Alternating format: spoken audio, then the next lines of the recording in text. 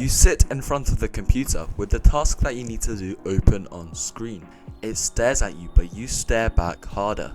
With a sigh, you reach out to complete this task, but instead you start watching another K-pop music video. Chances are you've watched a lot of videos along the lines of how to study efficiently or how to learn effectively, if you haven't checked out these videos. But even after knowing what you have to do, you can't actually bring yourself to doing the task. Maybe it's distractions, or maybe it's a lack of drive, or you just don't know how to. But anyhow, it's acting like this block from you getting things done. And so here are some tricks, tips and laws that you can use so that never again you'll have to binge YouTube videos full of guilt while the task that you need to do is whispering at you from the back of the computer. Number 1. Parkinson's Law. Claire wakes up and decides by the end of today she's going to write a postcard to her friend Alice. So she spends an hour finding the postcard, then another half an hour looking for her glasses, 90 minutes writing the card, and then 20 minutes deciding whether or not to sign it off with yours sincerely or yours faithfully. Then another 20 minutes deciding whether to take an umbrella to the walk to the mailbox. But when she's outside she sees her dinosaur, and you get the idea.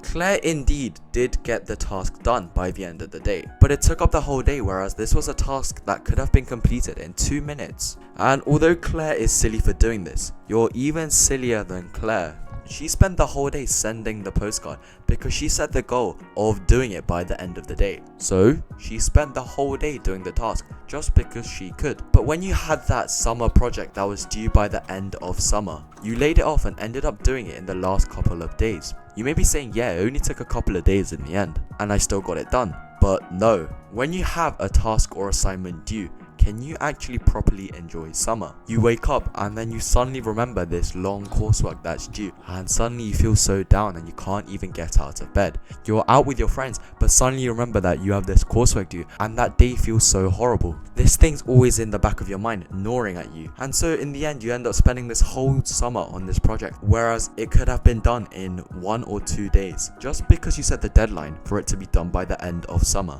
And so Parkinson's Law is about setting deadlines for yourself so that you achieve it. Because when you set deadlines, you meet them. Just imagine on the first day of summer you told yourself that, okay, by tomorrow I'm going to finish this assignment. And so you sit down and you do it. And then you could use the whole rest of your summer doing whatever you like, guilt-free.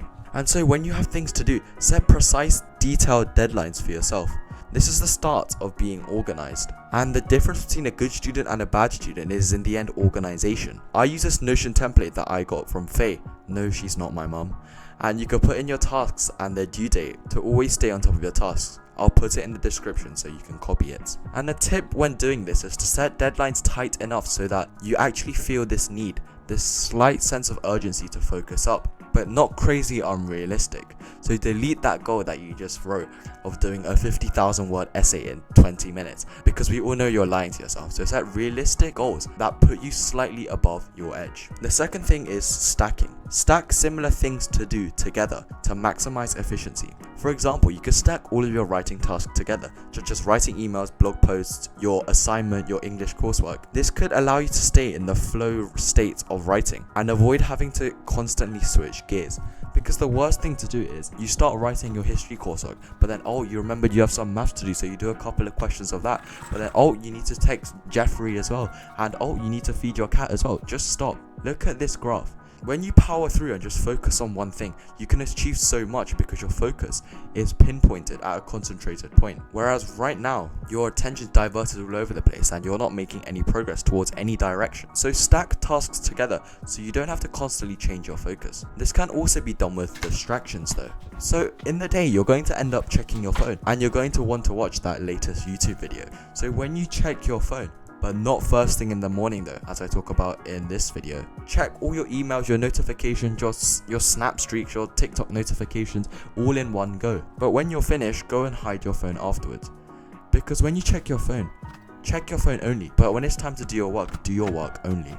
This stacking not only makes it so that your brain knows when it's time to study or play, but it's also very efficient and more motivation for you as you complete the tasks. And the third one is small nibbles. Break tasks into small and easily manageable ones. Because when you think about that 5,000 word essay that's due, it feels so overwhelming and you just don't know where to start. But breaking down People struggle going to the gym when they don't feel like it. So set the task of going and putting your headphones on.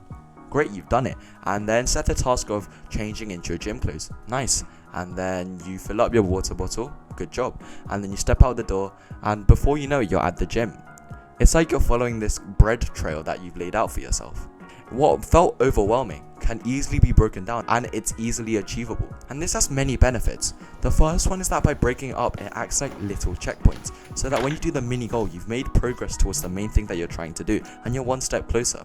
And your brain thinks, oh wait, that wasn't that hard, and then you end up following it like this cookie trail. Secondly, it gives you motivation, because when you achieve something, your brain gives you dopamine, and you're like, damn, I like this sense of achievement that I'm getting. So you're more motivated to follow on and achieve that end goal. Humans are simple. When we can see instant progress and things that are tangible, we're happy. And this is messed up if you really think about it, because of short form content. Unless we see instant progress, direct results, we find it boring and we can't stick to it. And this is because of instant gratification. I'll make a whole separate video on this so that you can understand it and break it from its core. But right now, just understand that this is a thing, and the moment to utilize this for our benefit is to make these small, easy tasks. And now you have no excuse to not do the thing you need to do. Remember Parkinson's laws and set deadlines so that you meet them. And then stack tasks and distractions so that you have a clear divide of working and playing, and channel your brain power into one nozzle at a time so that you can concentrate it at a point and get things done. Make sure to break things down into small manageable chunks and get that task done that you've pushed away.